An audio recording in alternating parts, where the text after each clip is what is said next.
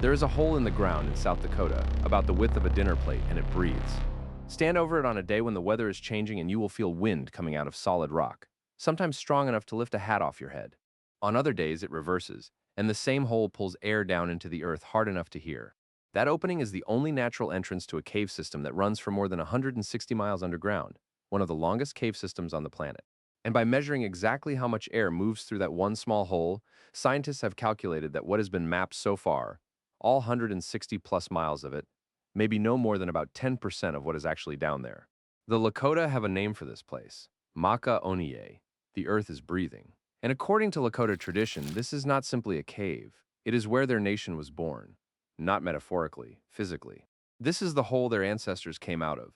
Today, we are looking at that tradition, what is actually inside the cave. The tradition describes a geological formation found almost nowhere else on Earth, and a modern legal case, still unresolved, over the ground this cave sits under. Start with the story because the Lakota have told it with remarkable consistency for a very long time, and because it matches the physical cave in a way that is easy to underestimate. According to the Lakota Emergence Story, there was a time before there were people or bison on the surface of the earth. Plants and animals were still being brought into existence. The people at that time lived underground in a place called the Tunkan Tipi, the stone lodge or the spirit lodge, waiting while the world above was being prepared for them. The way to reach that lodge was through a passage the ancestors called Onia Oshoka, where the earth breathes inside. That passage is what is known today as Wind Cave. Two spirits lived on the surface at that time. Iktomi, a trickster, and a being usually called Double-Face Woman. According to the tradition, these two deceived the people into leaving the underground world before they were meant to, before the earth above was ready for them, without the consent of the one who had prepared it. There are multiple tellings of exactly how this happened, and Lakota storytellers are consistent about saying that the small details vary and are not the point. The core of it holds across every version. Iktomi sent an animal, in most tellings a wolf, down into the passage carrying meat and clothing from the surface world. A man remembered as Tokahe, the first one, warned the people underground that they had been told to stay below until the surface was ready. Some of them tasted the meat anyway and followed the wolf up and out. They emerged through the breathing entrance into a world that was not yet finished. And when they came up, they found something on the ground beside the opening, a buffalo hoofprint. They were told to follow it, that the buffalo would provide everything they needed to live. The people who left too early, according to some tellings of the story, were punished for leaving before they were called. They were transformed into the first buffalo herd. That is the emergence story in outline. There is a second layer to it that is worth telling in full because it comes from a specific person, remembered by name. Wilmer Mesteth was a tribal historian and spiritual leader on the Pine Ridge Indian Reservation. He passed the story on the way it had been passed on to him, and after he died in the way Lakota culture honors an elder, others carried it forward exactly as he told it, including a member of the Oglala Lakota named Sina Bear Eagle, who has recorded her own telling for the public record. In her account, 4 people emerged, first from the breathing passage, led by Tokahe. When they came up onto the surface, they saw what those before them had seen, and beside the opening was the print of a buffalo's hoof in the ground. They were told that if they followed that print, they would find everything they needed to survive. Along their journey out, they stopped 4 times to rest and to pray, and that is part of why 4 is held as a sacred number in Lakota tradition to this day. Sina Bear Eagle has made a point in telling this story publicly of saying something that matters for how you should hear all of it. In Lakota culture, history is carried through oral tradition, generation to generation, and because of that there are variations, different tellers, different details. What matters, she says, is not the small differences. What matters is the larger idea. And the larger idea in every version anyone tells is the same. The Lakota people came out of Wind Cave. That is the emergence story in outline. And what it describes in physical terms is specific, an underground point of origin. A single narrow natural opening connecting that underground world to the surface, and a passage defined above everything else by its breadth. Now go and stand at the actual opening the tradition is describing. If this kind of investigation is worth your time, subscribing helps. The Bingham brothers are usually credited as the first non-native people to document Wind Cave in 1881. The story told about that discovery is that one of them heard a strange whistling sound coming from the prairie, walked toward it, and found a small hole in the rock, with wind roaring out of it hard enough to knock his hat off.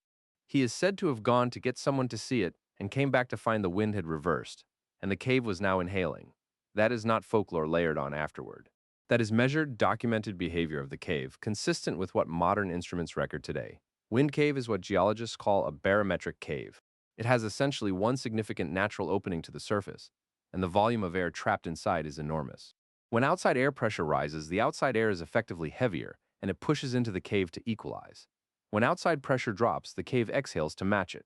Recorded wind speeds at the entrance during large pressure swings have exceeded 30 miles an hour, out of an opening you could cover with your two hands. This is also how scientists have estimated how much of the cave remains unexplored. The passages that have been mapped, walked, and surveyed contain a certain volume of air. But the actual volume of air moving in and out of that single opening, tracked over time, is far larger than the mapped passages could hold. Which means there's a great deal of cave still out there, unmapped, that the wind is reaching and the surveyors are not.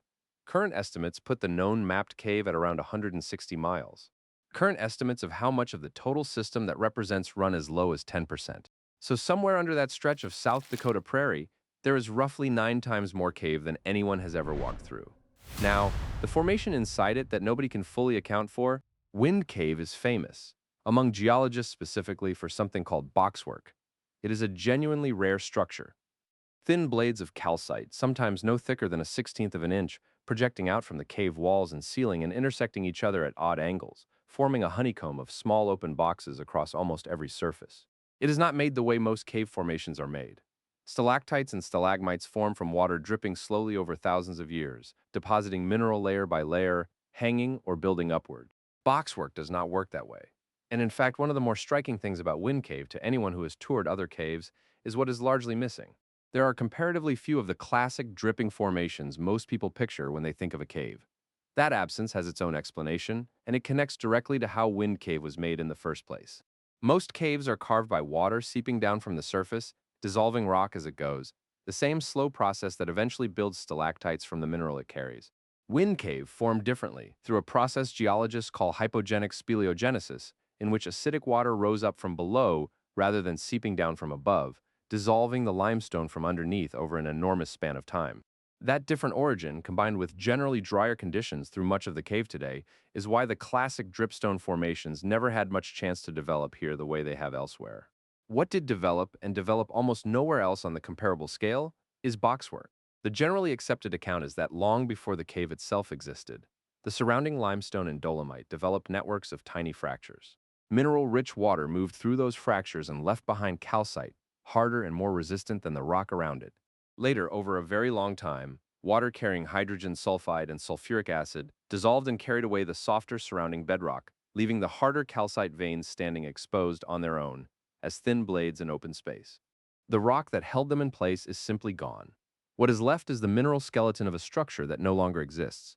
Something close to 95% of all known boxwork on the planet is inside Wind Cave.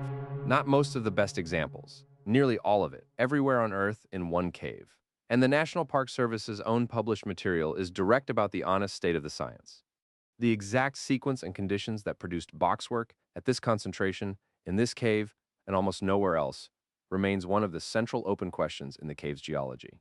The broad mechanism, fracture, mineral fill, later erosion of the surrounding rock, is understood in outline. Why it produced this result here, at this scale, essentially nowhere else on the planet, is not fully settled.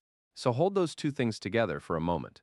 A cave defined, in the emergence tradition, by its breadth, which turns out to be a real and measurable phenomenon driven by barometric pressure, and a cave that may be over 90% unexplored by volume, containing a mineral structure that occurs almost nowhere else in the world, and whose formation, in this concentration, is still not fully explained.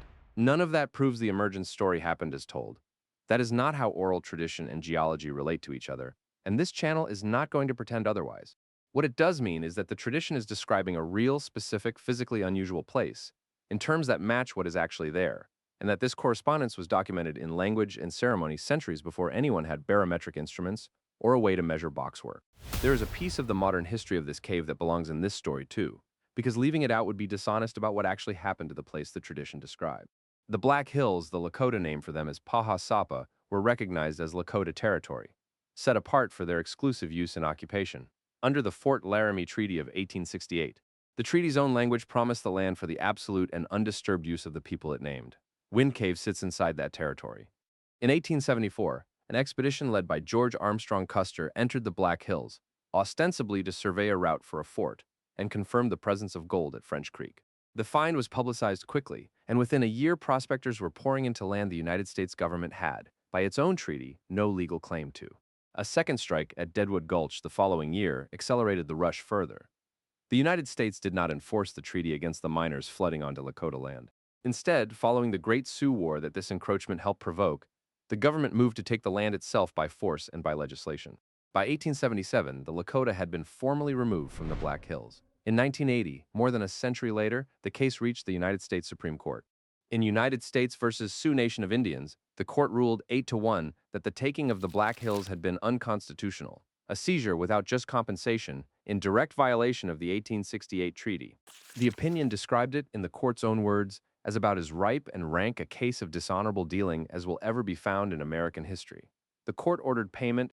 With interest calculated back to 1877, the award came to roughly $17 million at the time. The Sioux Nation has never accepted it. Taking the money would legally settle the claim and end it. The tribes have consistently said that was never the point, that the land was never for sale, and that they want the Black Hills back, not a payment for them. The money remains untouched in a federal trust account, accumulating interest for more than 4 decades. Estimates now put the balance at well over $1 billion, some considerably higher. Nobody has withdrawn a cent. Wind Cave National Park sits inside the exact territory that ruling concerns. The cave the Lakota say their nation was born inside of is managed today by the federal government, whose own Supreme Court found that it took this land unlawfully, and which has never returned it. So where does that leave what is actually still unresolved here? Because there are two separate open questions and they should not be blurred together. The first is geological, and it is genuinely unanswered. Why does boxwork form at this concentration, in this cave, essentially nowhere else? And what does the roughly 90% of the cave system nobody has ever entered actually contain? That is not a question this video can answer. It is not a question anyone can currently answer. The second is not a mystery at all. It is a fully documented legal and historical fact, with no ambiguity in it whatsoever. The Black Hills were guaranteed to the Lakota by treaty, taken from them anyway once gold was found, and a federal court has already ruled, formally and in the government's own name, that this was wrong. What remains unresolved is not what happened, it is what happens next, and that is a live, current, ongoing situation, not a historical curiosity. The Park Service today does work with Lakota tribal historians on how the emergence story is presented to visitors at Wind Cave, which is a real and meaningful thing, and also a small thing measured against what the 1980 ruling actually found. The wind still moves through that one small opening in the prairie, exactly the way it did in 1881, exactly the way Lakota tradition describes it having always done.